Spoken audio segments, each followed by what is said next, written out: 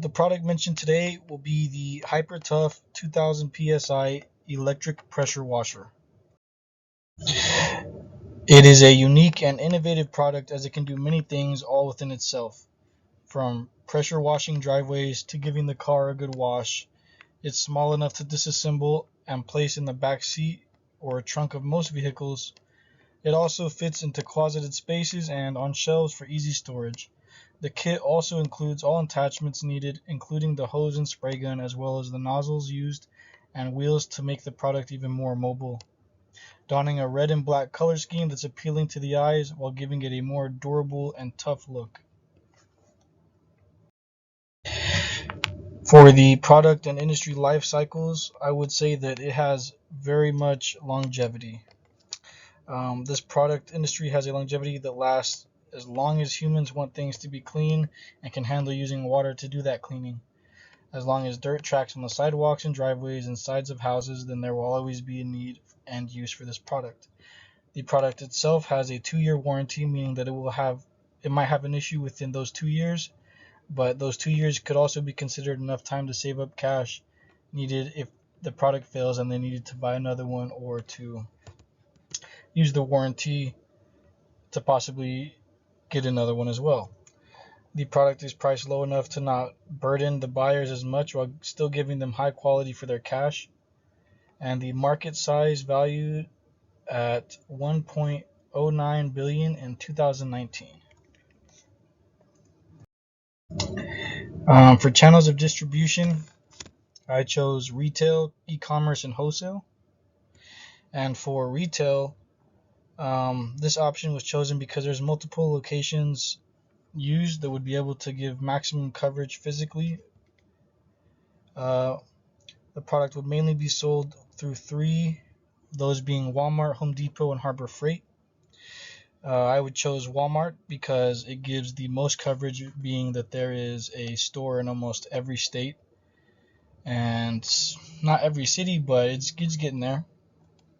So that gives it maximum coverage throughout the US per se. And then through Home Depot adds a little bit more coverage because Home Depot is like a home department store, like where you buy tools to fix things or to improve your home or to clean your home or things along the like. And this has a place there because of its utility for that reason. And then Harbor Freight, because Harbor Freight has items that are priced much cheaper than usual, like compared to the other 2 locations, meaning that this product would be perfect because it's low price of $100, and on average Harbor Freight tools there are around 50 to 100 to 120 for this item or items similar. So I think it would make a great fit and fit into their niches of being for Home Depot being more of a cheaper item but with higher quality, and for Harbor Freight being more of a higher quality but still slightly higher price than all the other items at that specific place, but technically still low price because it's being sold there, and they typically have lower prices. And Harbor Freight also includes a 1-year warranty on most of their items, so that would be helpful with people purchasing this through them as well. Maybe not with, since it's not getting a 2-year, but through the 1 year, they'll still be able to get replacements if needed or parts if needed. The next option I chose through channels of distribution would be e-commerce, and this was chosen because it gives more access to consumers, whether that be big businesses or just singular, and that also allows for easier purchasing for smaller buys or even bigger bulk buys. And then I chose wholesale because wholesale lets more product go to bigger retailers and more specialized outlets. That way it's able to get within its niche a lot faster, and then the people going to those specific places already know what they're looking for, and so they're more likely to get this product at those spots. Also, wholesale would help offload any overstocked units that we might have in some warehouses if that ever comes to it, and while also giving more accessibility to the wholesalers because there's cheaper prices for them the more they buy in bulk.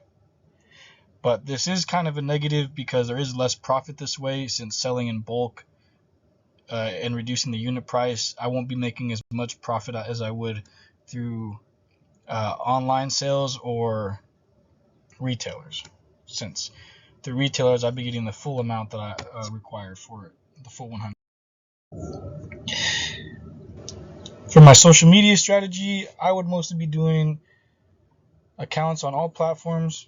That way, it'd be able to get the most face time for consumers, and through those platforms, they'd be helping promote the product through videos and of the product being used, or pictures of the consumers using the product, and possibly a positive manner as well to help improve the model of it, I guess, and to help promote interest. There would be a lot of giveaways, not a lot, but like there would be giveaways, and this would help out by giving a consumer every now and then more chances that they wouldn't have, since it's free to use the product, and they could possibly review it online or whatever to help give more interest into it by showing like how they would use it or things along that line. For pricing, pricing would be a steady 100 a unit, meaning sold at any retail place or even online, unless it's wholesale. Then the price will mainly be 100. Sales will be going on that where it could be reduced by maybe 10% or 15, but for the most part, it'll be 100. Wholesalers will have a better opportunity when purchasing the item in bulk because there is reduced prices for units purchased at just 10 for the minimum. That would be 80 per unit. 11 units to 50 units would be 70 per unit, and then 60 per unit for anything above 50 units sold. So if they buy 51 and up, then it's down $10 more to 60. Now, although that is a bulk share, getting close to the $50 line is getting close to 50% of the price, meaning I'm having the profits would be halved if I was only selling in bulk above 50. They would go along like me losing more profits like that. So in a way, it's better to sell each unit for its full price, or at least 10 units at a time, to benefit the company, but to benefit the consumers, that's why we have the other deals for the lower pricing if they do wish to buy in bulk like that. Compared to the competition, the pros of this is that it is electric over gas, meaning it has lower emissions in regards to that, and you don't have to go to the gas station and purchase gas to fill it up every time you need to use it, or it won't just run out of gas while you're using it and stop working, because it'll be plugged into an outlet, or generator if you have a generator, and that'll keep it going. It also comes with a full kit, so it's not just pieces sold separately. You get the full kit, everything included: nozzles, hose, spray gun, soap tank, hose to connect to the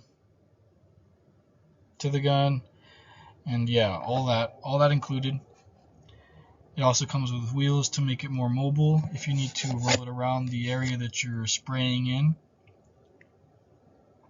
It also comes with a higher pressure by 400 psi compared to units of the same price that are also electric. They all come at 1600 psi on average. They come at 1600 psi. So this would definitely give it more of an edge because it's 400 psi higher, meaning you have more pressure, meaning more strength, meaning more utility. So instead of just keeping it to washing your house or driveway, you could even take it into like a small business type setting, or for singular consumers or even consumers doing startups, they could do that and purchase this item, and it'll give them a slightly better edge over the 1600 unit. It's also more portable because of the wheels and the light weight that it comes with, making it a lot better in terms over stationary pressure washers because they're a lot more heavier. You can't take it around the area as easily as you need to if you have a large area, especially. And currently, it is more affordable than pressure washers of its price, or of its current pressure, probably, or even in its range. It's a lot more affordable, as on average, anything gas powered around this would be probably $130 to $150, and anything electric, like I said, would be around 1600 psi. Would be around the same price or slightly cheaper, but you don't get the same power that it comes with. Some cons to this, though, are that it is electric, meaning that you are stuck to just using an outlet or a generator. So if you don't have a generator, you're stuck using your own outlet if you're cleaning your own place, or the business's outlets if you're cleaning a business lot or something like that, or cleaning a business building or anything in those means. You'll be needing to use their electricity, which could rack up their bill, which is a negative because you don't want to have the consumer pay more than they need to for the service that they need with the item used, I guess. Also, if you do pay more cash in terms of purchasing a better pressure washer, by putting in $30 more to $50 more, you could get a better pressure washer, maybe for 2500 psi. They have those for around 150, and some locations that also sell this product. Okay. Yeah, and it also, because it comes with its kit, and most products or most items of the same brand name, the Hypertough brand, that come specifically for this are not very customizable. You're just stuck to 3 or 4 different types of nozzles, and then 1 or 2, 3 different attachments, unless you're buying a different PSI pressure washer, because higher PSI pressure washers are able to have more durable or stronger working components than this one would. And lower PSI, they probably have a lot more attachments because there's so much more of them.